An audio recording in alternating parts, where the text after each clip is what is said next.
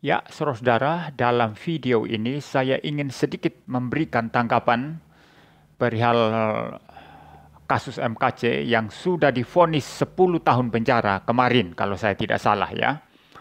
Dan saya juga membaca di berita-berita online saudara, misalnya di CNN ya. CNN ini memuat berita berjudul terdakwa penista agama MKC divonis 10 tahun penjara, dan tentu masih ada berita-berita online yang lain.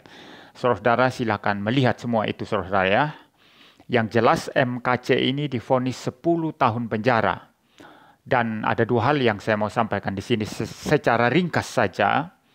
Yang pertama, saya melihat vonis ini adalah vonis yang sangat tidak adil ya untuk MKC.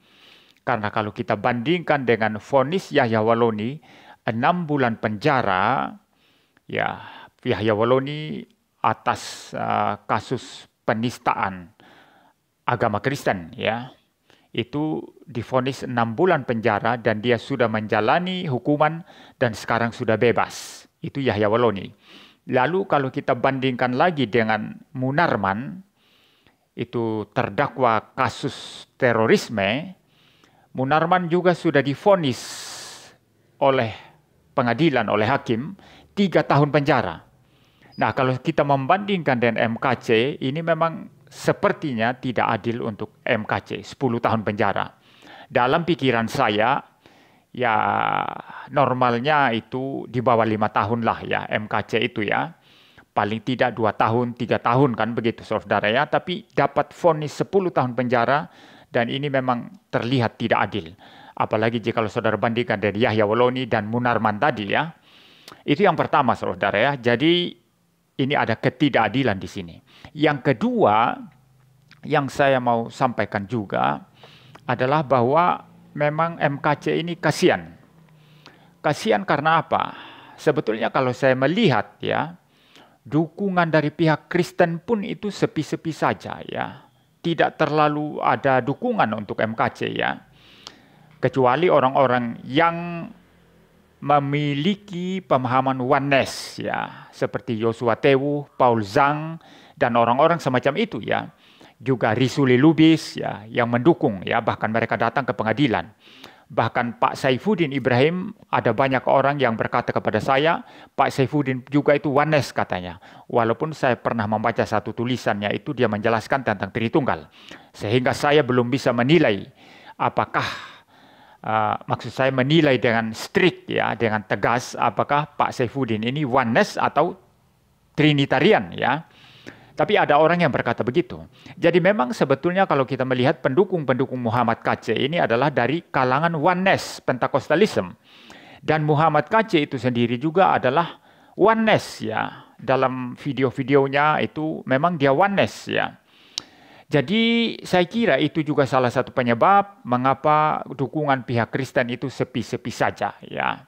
Lalu yang kedua, memang cara berapologetika model MKC, Paul Zhang, dan sekarang juga dimulai oleh Pak Saifuddin Ibrahim, itu tidak umum di dalam kekristenan.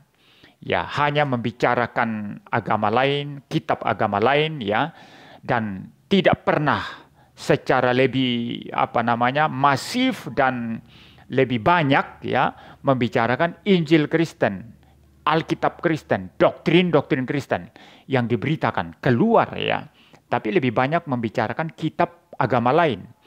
Ya, kitab agama mereka dahulu ya, sebelum masuk Kristen, sebelum jadi murtadin ya.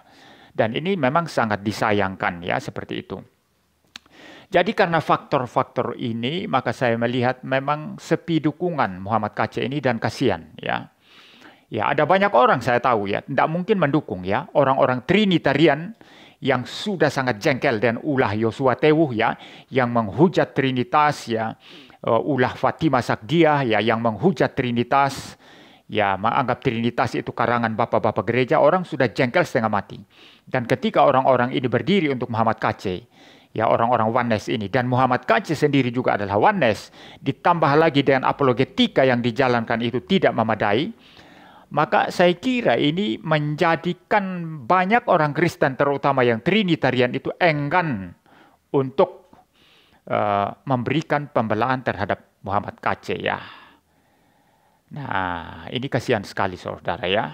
Ini kasihan sekali. Tapi saya sendiri mau coba berdiri ya secara objektif ya. Menilai secara objektif. Pertama, memang putusan vonis 10 tahun untuk Muhammad KC itu tidak adil. Jikalau dibandingkan dengan Yahya Waloni yang hanya 6 bulan. Padahal dia juga penistaan agama Kristen. Dan dibandingkan dengan Munarman dalam kasus yang bahkan lebih berat, yaitu terorisme berkenaan dengan nyawa manusia. Ya, itu hanya divonis 3 tahun penjara. Muhammad KC 10 tahun.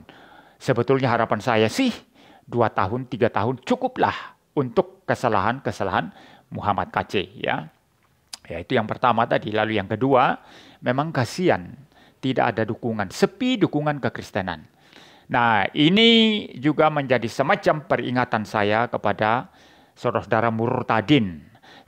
Sesudah Anda menganut iman Kristen, belajar iman Kristen baik-baik, belajar doktrin Kristen baik-baik, belajar Allah Tritunggal, belajar Divinatur Christus, belajar tentang Alkitab, belajar tentang keselamatan yang hanya adalah anugerah Tuhan yang kita terima melalui iman, dan seluruh doktrin Kristen yang fundamental.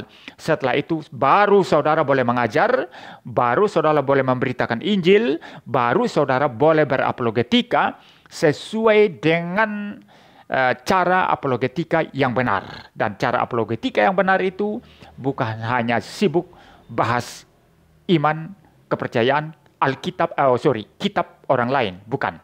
Tapi lebih banyak memberitakan Injil, memberikan pembelaan atas Injil Kristen, memberikan pembelaan atas kebenaran-kebenaran iman Kristen yang lahir dari Alkitab. Itu esensi daripada apologetika Kristen. Ya, demikian saja video singkat saya, saudara. Mudah-mudahan ini bermanfaat. Dan saya tetap meminta saudara yang beragama Kristen untuk mendoakan Muhammad KC ya, agar boleh mendapat keadilan. Bagi saya, adilnya itu sebetulnya di bawah 5 tahun. Dapat 2 tahun, 3 tahun, cukuplah itu. 10 tahun itu terlalu tidak adil dan terlalu berat untuk Muhammad KC. Ya, itu saja yang saya bisa sampaikan dalam video ini. Tuhan memberkati kita sekalian.